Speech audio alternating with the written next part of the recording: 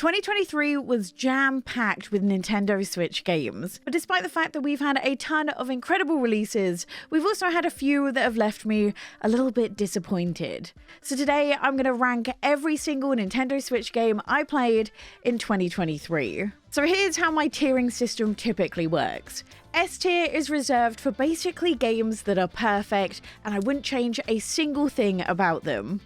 A tier are games that I really enjoyed, but have a few issues or few things that I'd want to change in order to make it perfect.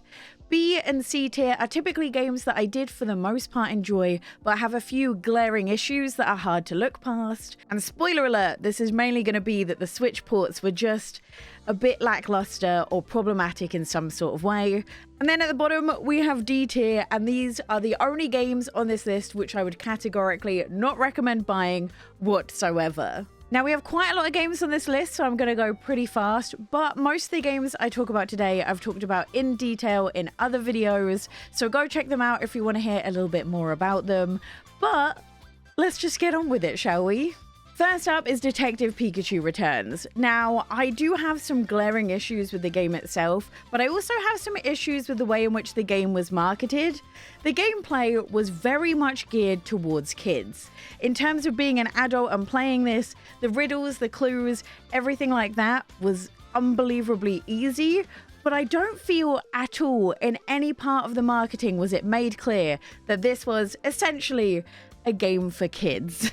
I think my main issue though was I was expecting it to be kind of Professor Layton-y. This was my very first Detective Pikachu game, so maybe I took the whole finding clues and solving puzzles thing too much to heart when I saw the trailers, but it just wasn't what I expected, and I just wanted more from it. But I will say, I do very much appreciate the fact that this was somewhat voice acted, it had some sort of cutscenes to it, it definitely helped bring it to life.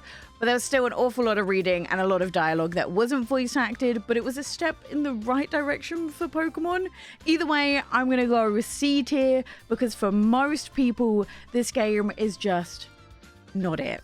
Next up, we have Dordogne. First up, I want to say the art style for this game was absolutely breathtaking, and I love the fact that it looked gorgeous even on the Nintendo Switch. This is a narrative experience unlike anything I've played on the Switch before. In this, you play as Mimi, who travels to her late grandmother's house after her passing, and uses the things she sees inside her house to relive her childhood memories and figure out some long-lost family secrets. The strength in Dordogne was the atmospheric feeling. The combination of the music, the art style, the way you interacted with objects, and the narration just made it so easy to fall in love with. And one cool thing the game does is you get to save your own memories of your own playthrough through the game as well, by your ability to take photos and stick meaningful moments in a journal. I also love the fact that the story beautifully displays the complexity that is family relationships. And because you get to travel between seeing Mimi as a child and Mimi as an adult, you're able to put together the pieces to find out what really happened when Mimi was too young to really understand what was going on. Now, I've seen many a debate that kind of talks about whether a game's length should be included or should be taken into account when you're reviewing games. And the reason I bring it up is when I was a broke student and I could only afford a game every now and again, the reality is I would often pick a game with more hours over a game like Dordogne, which only has 4 hours of gameplay. Because if you need a game to get you through, say, 3 months, you're probably going to want to go for something that has replayability and also lasts a pretty long time. So I will always bring up the fact that a video game is short just to help you make your decision. But for the price itself that Dordogne is going for, it is a very beautiful journey. It just offers no replayability. So for that reason, Dordogne is going to go in B tier. I think for me also, I love the story, but I thought it was going to have a bit more payoff. Either way, a stunning game, and I had a wonderful time playing it. Now we're going to knock out a few really easy games that I've spoken about a lot. You might have seen them in my top 10 Nintendo Switch games of 2023. So we're going to put the likes of Sea of Stars in S tier, one of my favorite RPGs of the year. It was absolutely beautiful, ran incredibly well on the Nintendo Switch as well. It won Indie Game of the Year for a reason. It's fantastic. Definitely recommend it. Pikmin 4 is also going in the S tier. I honestly didn't think Pikmin was a game for me, but I took a chance on this and discovered why so many people love this franchise. It wasn't as stressful as I was expecting it to be, and honestly, I just fell in love with its puzzle-solving mechanics, with the small little battles that you have in between, and the general wonder of exploring and finding new species of Pikmin. Definitely recommend. Dave the Diver is also going to go in the S tier. This is truly the game that made me fall in love with roguelikes and showed me how good they could actually be without being aware that you're playing one. I'm also a sucker for any game that has a restaurant management side to it as well. It's one of my favorite genres, and I feel like we don't have enough of these games. The only thing I wish about Dave the Diver was that it had the ability to have different difficulty settings, but I just love how much character the game has, how wacky the cutscenes are, and the fact that you never know what new mechanic is going to be added next. Super Mario Bros. Wonder, instant S tier as well. This is just Nintendo doing what Nintendo does best and providing good family fun. I feel like couch co-op games are becoming more and more scarce, and I love the fact that this offers the ability to do that. It also allows you to fine-tune a platformer experience, which, as someone who sucks at platformers, I really like because I could have a lot of fun with this. But it also gives you a good challenge with some of the challenge runs, because some of them were absolutely ridiculous. Dredge is another one of my favorite games. I'm going to put it in A tier though, because as much as I loved the spooky, creepy story, I just wanted more from it. It's only narrowly missing out on S tier, but I think S tier is just a really strong tier this year. But the thing that really got me with Dredge was, although I loved the repetitive style gameplay, the creepiness and not knowing what you'll find in the dark always kept you on your toes and vigilant whenever you were playing the game, which meant that although you are doing similar things each day, you always had to pay attention and stay vigilant. Again, this plays incredibly well on the Switch, and it's not like overly scary, but also I always play this game in the daylight, so do with that what you will. Another game in my top 10 list that's going in A tier is going to be Octopath Traveler 2. Again, I'm going to say this is the most underrated game of 2023, and I truly mean it. I don't know why more people aren't talking about this. It literally took everything I loved from the original Octopath Traveler and made it even better in the second one. Each of the 8 characters' stories were so much stronger and filled with so much more character than the original Octopath Traveler. The voice acting just added to the whole character of the game as well. And as with Octopath Traveler 1, the turn-based RPG mechanics were so good, and alongside the music, it just made every boss battle feel epic. I think this is one of the best RPGs of 2023, and it needs more attention and more love. Star Ocean, I don't know what it is, but I just liked it a little bit more than Octopath Traveler, so I'm going to put Star Ocean, the second story R, in S tier. This might be the most controversial one yet, but to me, having never played a Star Ocean game before, this was like a breath of fresh air in the RPG genre. I've also never played like a sci-fi type RPG before, so this whole experience was something completely new to me.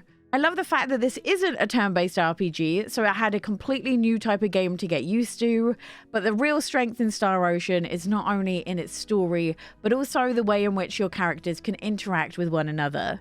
It completely took me by surprise and easily became one of my favorite games of the year. Then we have Mario RPG, which much like Octopath Traveler 2 is only narrowly missing out on S tier. There's a lot of things I loved about this, even though I didn't have any of the nostalgia factor from the original because I've never played that before. What really got me though was the amount of character they packed into this game. I was so used to the Mario characters giving essentially nothing in terms of personality, that the fact that each of the characters in this was packed full of it really caught me by surprise. The only reason it's missing out on S tier, I think, is the fact that it just has a classic Mario story. It's nothing special, no cool cutscenes really, no voice acting. So, A tier, but still had a lot of fun with it. I think this is the final one for my top 10, and this is Cosmic Wheel of Sisterhood.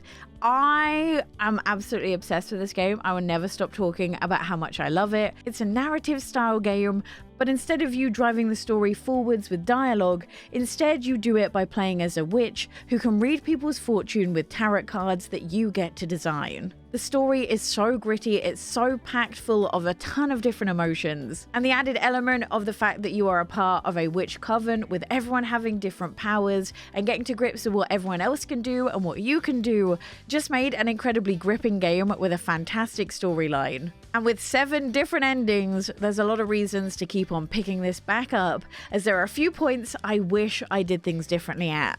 Going from my favourite games of the year to my least favourite, and this is Pretty Princess Magical Garden Island, which is going in a strong contender for D tier. This game is £35, which is absolutely wild. It also rips off a ton of different elements from Animal Crossing. There's a few things I really like about it, like it gives you a purpose to everything that you do. And honestly, I think it'd be a fantastic game for a kid, just not a £35 game, which is why it's going in D tier. It's repetitive, it doesn't give a lot. It also doesn't work with a Pro Controller, which honestly makes no sense. But yeah, definitely the worst game I played this year. By a long mile. Next, let's talk about Fashion Dreamer. In terms of Fashion Dreamer's core mechanics, it is absolutely fantastic. I think it does such a good job at allowing you to dress up characters in different outfits, different styles. I love how it integrated the ability to design your own clothes, and then the ability for those clothes to spread literally worldwide if they become popular enough, and you can see how many people are using or have saved your designs. That whole aspect is absolutely fantastic. I also love the fact that they're doing free updates for the game right now. We know there's one more coming in January, but they haven't mentioned much beyond that, which is really helping to add some longevity. I think the issue is it just doesn't give you much of a reason to play it, which means that I find myself picking it up often, but for very short bursts. Like, I don't find myself gravitating towards this for hours on end. It's essentially like a decorating game where you basically need to motivate yourself to find a reason to play it, which works really well for some people, but for people like me who like the direction to give me a reason to do stuff in a game and have some sort of idea as to what to do, I did really miss that aspect, especially for the price at which this is, which I think is about £40. It's one of those games which I'm not sure it's worth the money right this second, but that doesn't mean it won't be in a couple of months. So for right now, I think I'm going to put it in C tier, not because I don't like what it does, but because it just doesn't do a lot. It does, however, very much benefit from the fact that there is literally no other game like it on the Switch, and clearly there is a market for it because people did go crazy over this at the beginning. Then we have Venba, which is very much similar vibes to Dordogne, and I think I'm going to put it also in the B tier. Venba is a short but very hard-hitting narrative cooking game, where you play as an Indian mum who immigrates to Canada with her family in the 1980s, with much of the story being told by the dishes in which you cook and who you cook them for, being used to connect the different generations in the household all together at once. Venba to me was a game that took me completely by surprise. I wasn't expecting to find myself literally crying at the story or find it nearly as hard-hitting as it actually was. The narrative itself is absolutely beautiful, and I loved how this story was interwoven with all the different dishes you got to cook. And bit by bit, the story of their lives would unravel in front of you, so you could figure out their struggles, but also their triumphs, with a story that covers everything from love, family, and loss. If you're looking for something completely different to play in the cozy games genre, I can't recommend it enough. Next, I'm going to put Smushy Comes Home and Mail Time also in the C tier as well. I've lumped them together because they both have very similar vibes, where the kind of the focus of the entire game is just exploration and chatting to the incredibly quirky villagers you find along the way. The fact that neither of these games have a minimap, I think, is actually to their strength, as it allows you to basically mindlessly wander around the area, taking in the sights as you go and talking to villagers to kind of find your bearings along the way. Smushy Come Home follows a tiny little mushroom as he ventures across the forest trying to find his way home, whereas Mail Time is all about, you guessed it, delivering mail. Both of these have the most beautiful cottagecore sort of vibes as well, and are honestly just really enjoyable little experiences. Next, we're going to talk about a game that really hurt me, and that is Mineko's Night Market, which, to be fair, I'm going to put in C tier because they have addressed at least some of the big issues I had with it on the Switch. Now, earlier I mentioned a lot of what's going to happen in B and C tier is mention about the Nintendo Switch ports, and this was one of the biggest disappointments as to how it ran on the Switch initially. Now, I will say a lot of the issues I mentioned in my first review have more or less been ironed out. Like, for example, a lot of the big endgame bugs that prevented you from finishing the game have since been fixed. But unfortunately, the loading scenes are still a little bit too long for my liking. Now, Monaco's Night Market did a lot of things right. I think the narrative itself and the writing of the game was really strong. With the game itself seeing you play as Moneko, who has just arrived in a brand new home on a Japanese-inspired island. Seeing you solve puzzles and try and avoid agents as you rescue cats from different areas of the map. And as you go, you'll also be collecting different resources that you can then use to go and craft different items to sell at the night market. Now, a large part of the gameplay, which I think a lot of people weren't expecting, was the grind. Most of the items you need to progress the story actually wound up costing quite a lot of money. So I basically found myself hoarding a ton of resources and a ton of things that I crafted to then go on and sell at the night market, because everything you sold there sold for substantially more money than you could sell at the normal shops. And whilst the night market itself was by far the highlight of the game, with each night market you do having different mini games to go alongside of them that always left me with a smile on my face. I kind of felt that the gameplay itself sort of felt like I was waiting for each of the night markets, which kind of made it drag on a little bit more than I was expecting. Either way, this game does so much right. It just still doesn't quite run how I wanted to on the Switch, and it's a real shame that they ended up releasing it in the state that it was, because I think it dampened a lot of people's excitement for it when it came out. Speaking of games that don't run the best on the Switch, let's talk about Palia, should we? Now, I do want to start this off with, yes, I'm aware Palia is a free game, and I also very much know that this game is going to get improved over time as they give more updates. But right now, despite my love for Palia, it is going in the B tier, maybe even C tier. I feel like it's in between the two, and that is because despite the fact that it's free, it really does not run great on the Switch. And if I'm being entirely honest, I think it's giving me a little bit of a headache whenever I play it on the Switch, because the frames drop so often. As many of you know, Palia is a life/farming sim, and one thing I do truly love about the game is its story. I think even though it's being delivered in bite-sized pieces as the game's still in beta at the moment, it is a really interesting story, and I love the characters we're meeting along the way as well. Now, one thing I do like about the Switch port is they've definitely taken into account the fact that it is a smaller screen, with all the menus kind of being changed around to kind of fit this, and fit just using a controller as well. Other than the frame rate though, the other big issue with this is it's an MMO that only has a text chat, and it is very hard to text on the Switch. Now, we have found one workaround, which is when your Nintendo Switch is docked, you can actually plug in either a normal keyboard or a Bluetooth keyboard and chat in the chat that way, which has been incredibly useful. But I think they need something like Sky Children the Light has, which allows you to use your phone to chat in the chat. Because right now I found that since it's been released on the Switch, there's been a lot less chatter in each of the servers I've been in, and that's definitely because it's harder. But seeing as it's free, and also the fact that it's in beta, and I'm excited to see what's going to come out on it, I'm putting it in B tier because I've definitely put a lot of hours into it and am loving it, and I'm excited to see what they do. Next is Disney Dreamlight Valley, and if we're going for the amount I've played games this year, I feel like it maybe should go in the A tier. Yeah, we're gonna put it in the A tier. I'm gonna give it some, because I think the DLC is most definitely worth its money.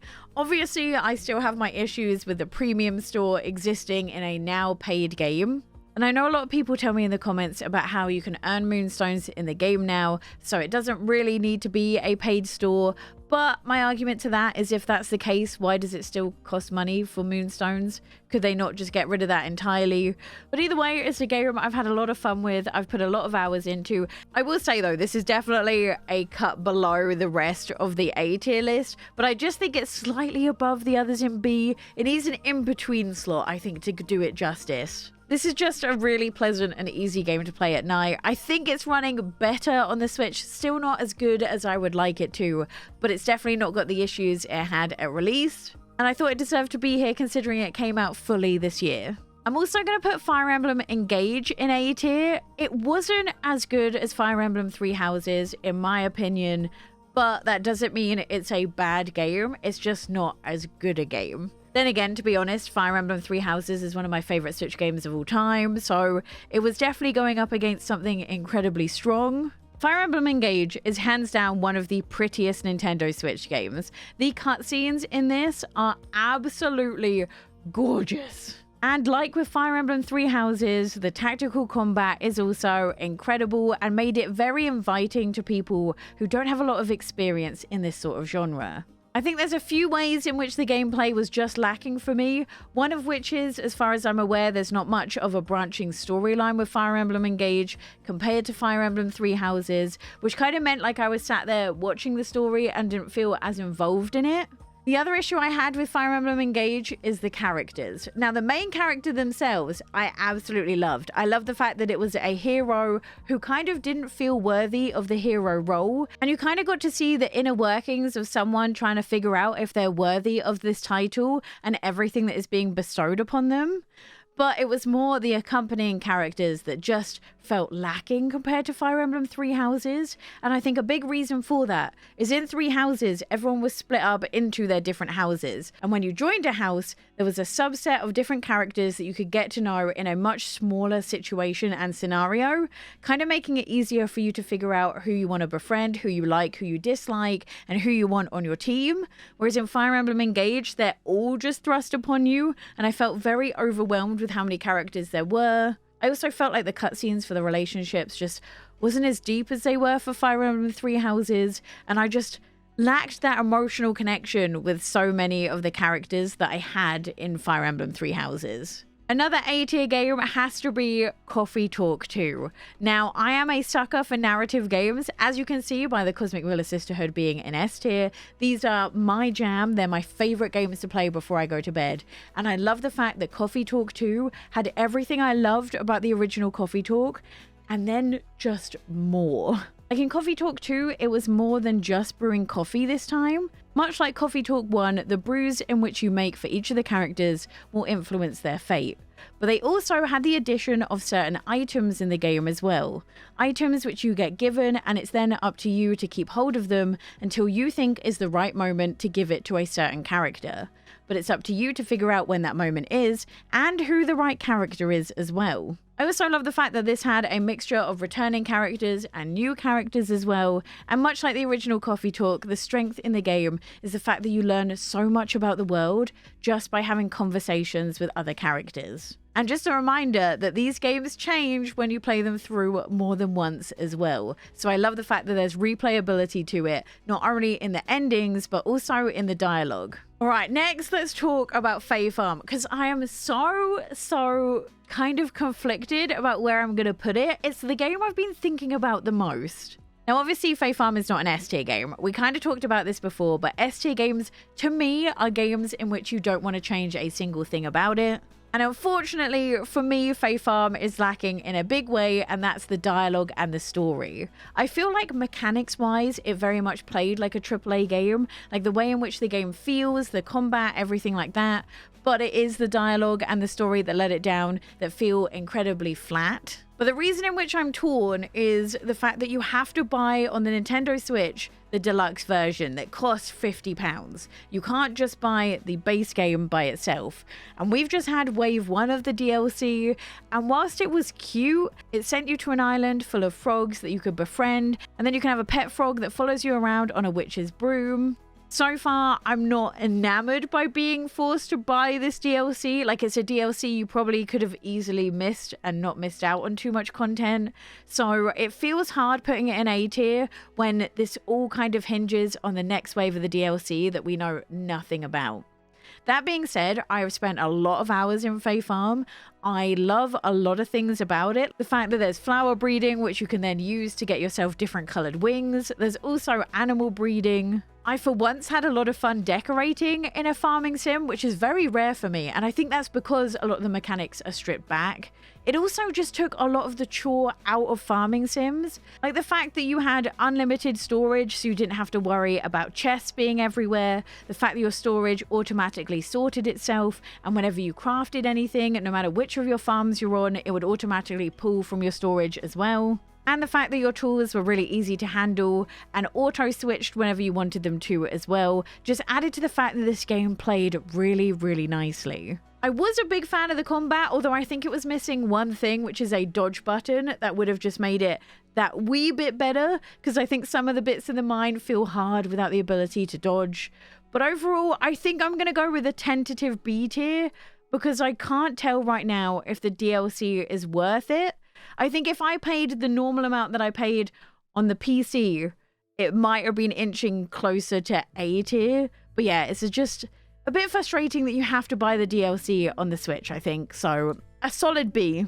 Next is Oxenfree 2, and I actually think this is going in the A tier. I'm trying to decide if I like it as much as the original Oxenfree. If you don't know, the Oxenfree franchise are absolutely incredible narrative-driven games, although they definitely fall on the spookier side of things. And I'd go as far as to say Oxenfree 2 is a little bit more jump scare heavy than the original Oxenfree felt for me, or I at least felt a little bit more scared playing it. The cool part about Oxenfree games, though, is it's the friendships and the way you interact with different characters that will sort of determine who gets out of the situation alive. So you definitely feel the pressure when you're playing it. I definitely think, though, personally, I feel like the story of Oxenfree 2 was just as strong as the original. It was definitely a sequel that did not let me down, and I absolutely loved it. Again, though, it's a game that I play definitely in the daytime and not in the nighttime because it is a little bit creepy. We're also going to put Zelda in the S tier really quickly. I don't think I need to talk about this anymore, honestly. I've spoken about my love for Zelda Tears of the Kingdom so much. Not as good as Breath of the Wild, but had a lot of things I adore. And the fact that this runs basically flawlessly on the Switch is nothing short of a miracle. It is incredible. Next, I want to talk about Story of Seasons: A Wonderful Life, because the more I think about it, the lower down I put it. Now, I think the reason why a lot of us thought so highly of it when it first came out was just the time of year it came out. It was a bit of a dry time for Switch games. So when this came out, it was like, yeah, finally, something new to play. And we all just kind of ate it up. But now, comparing it to every other game we've seen over this year, I just think it's actually a little bit weak in terms of a farming sim. Don't get me wrong, it had a lot of things I liked, but I'm going to put it in the C tier. And that is because I didn't have any of the nostalgia of playing the original. And I personally feel like they tried to stay so true to the original that they absolutely decimated the potential that this sort of game could have. The story in Story of Seasons is split up into different chapters, and between each of the chapters is a time jump of a number of different years. So not only will your life significantly change over these years, in which you get to see in a cutscene, but you then get to run around the town and figure out what's happened to the other characters as well. So like, for example, the game forces you in the first year to pick someone you want to marry. Then when the time jump happens and you have a kid, you then get to see the dynamics of the whole village change, as you get to see who coupled up with different people. You wind up finding new people joining the town as well, and unfortunately some people who have also left for good. Now, by far, this time jump and going around and figuring out what's going on in each person's life after the time jumps was the strength of the game. I just sadly don't feel like the dialogue between the characters was strong enough for a game that seems to focus so much on relationships and have the farming as a secondary part of the game. Speaking of the farming, this is another area where they stayed too true to the original, I think, and it honestly made the gameplay a little bit painful. You see, each of the seasons are only 10 days long, but the farming was so kind of boring and bland that it made the 10 days really drag on. And despite the fact that they did try and streamline it from the very original game, it still felt clunky and a bit hard to play compared to other farming sims that have come out this year. One mechanic I did love, though, is the ability to hybrid different seeds. This was a lot of fun, gave you a lot more money, and was a mechanic I really enjoyed, but that kind of was used to carry along the gameplay a lot, I feel like. And this game and this concept could have been so much more if they didn't hold so true to an original and very old game. I feel like we can also knock out a couple of more farming sims that just were good but didn't give me enough. One of which is Everdream Valley. Now, this did do a few things I really liked. Like, for example, this had a massive focus on animals rather than the whole planting seeds and planting crops. One thing I particularly liked is the fact that you could get a dog early on in the game that acted as an actual sheepdog. You could control it and help use it to herd sheep into different areas and different pens and other animals as well. It also had an open world, which was a lot of fun to run around and see different animals and try and coax them back to your farm as well. I also love the fact that this gave you a lot of quests to do. Like, I always knew where to run off to or what to go and do instead of making my own fun, as there were so many different quests. But this was essentially a very stripped back farming sim. You couldn't go inside of your house, so there was no decorating really in that front. There was also no relationships. You were just there with your gran and your granddad and no one else because you're playing as a kid. Meaning that other than just the quests, there wasn't that much extra for you to do. And I feel kind of similarly about Pines. Like, again, it was a really enjoyable experience, but a very stripped back experience. Now, I will say in Pines, one thing I did love is the dinosaurs.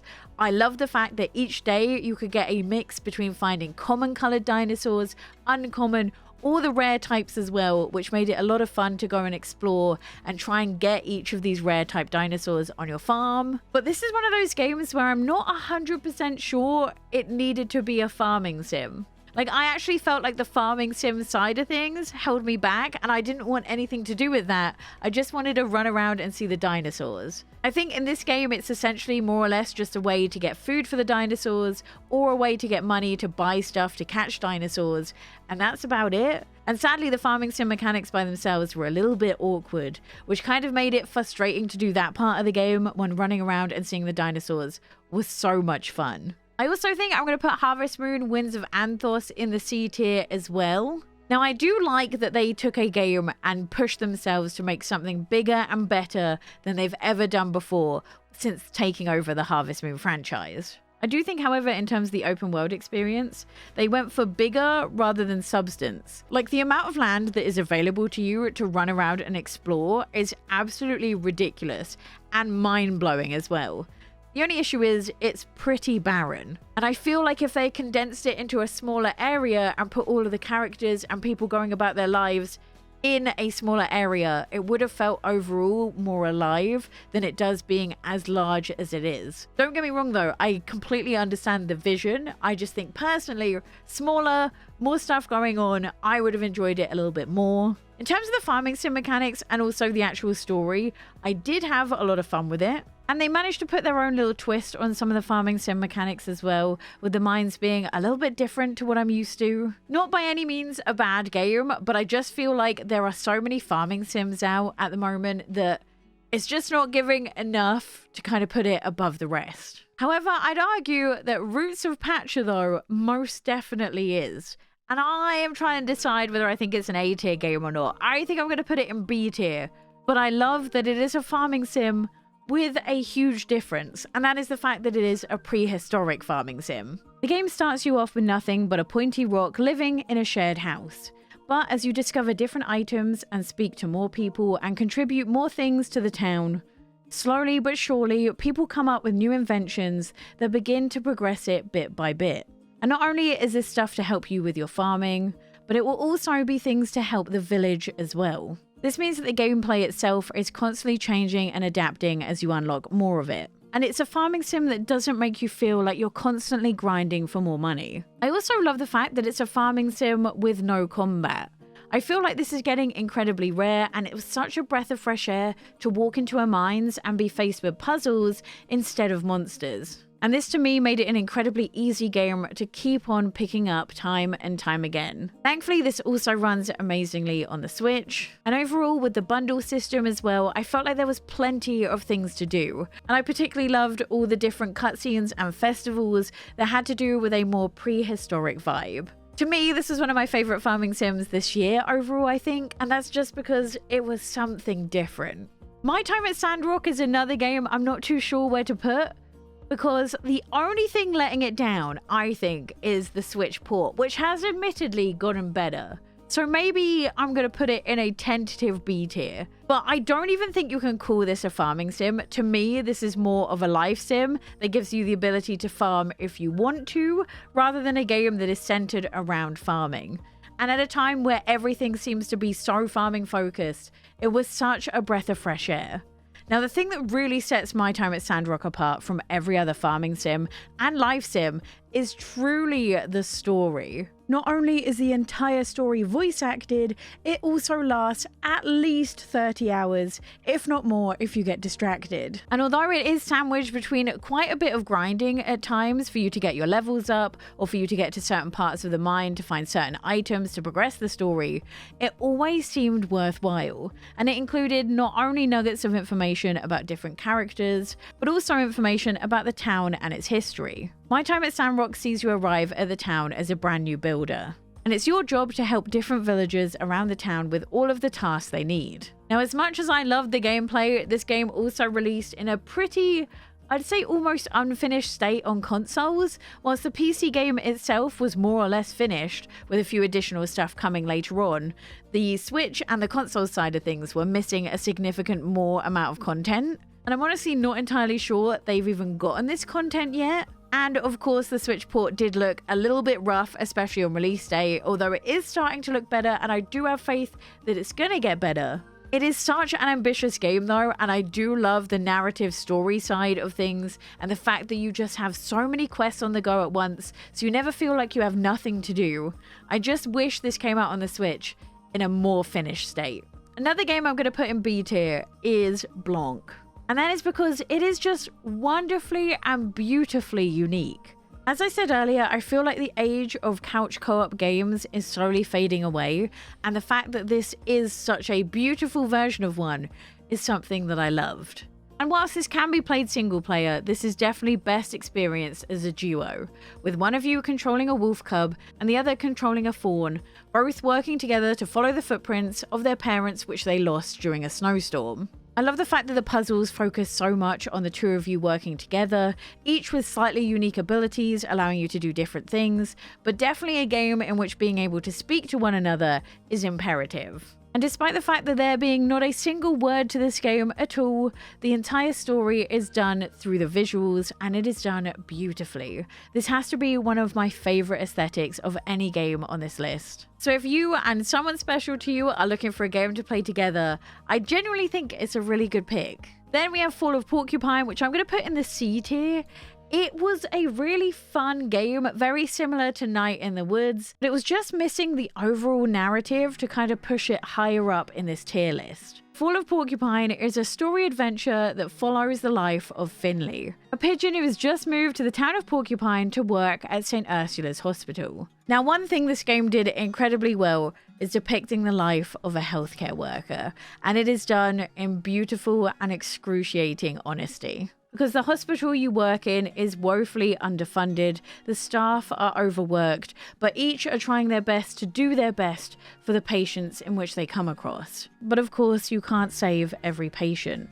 But the world doesn't stop just because you've lost one. And as you play the game, you'll see this daily battle with Finley, this juggling between caring for the patients, but also not letting it affect your day-to-day life. This is a game packed full of character, making the hard-hitting parts hit even more. And I love the fact that each day you spend in the hospital is filled with different little mini-games to kind of keep you going as well and spice up the gameplay so it's more than just a casual point and click. Now, there was a lot of things to love about Fall of Porcupine, the characters and the events being a big one, but as I said before, it was just missing the overarching narrative that kind of gave everything a purpose. Now, one game I've just picked up recently has been Potion Craft, and I'm going to put that in the C tier.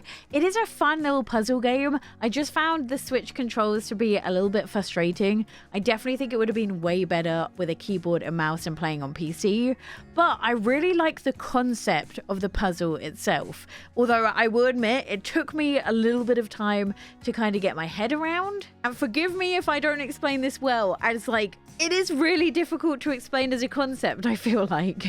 In this, you own an alchemy shop, and it's your job to brew potions for different people who come in each day. And you can get your ingredients either from going into your garden or buying them from different merchants you cross each day. But the way in which it incorporates the puzzle mechanics is it's up to you to kind of explore and experiment with different ingredients to find brand new effects for your potions. And as you progress further, you can also give potions with multiple different effects as well. And essentially how this works is you have a map set out in front of you, and the different ingredients you have will give you different pathways on the map.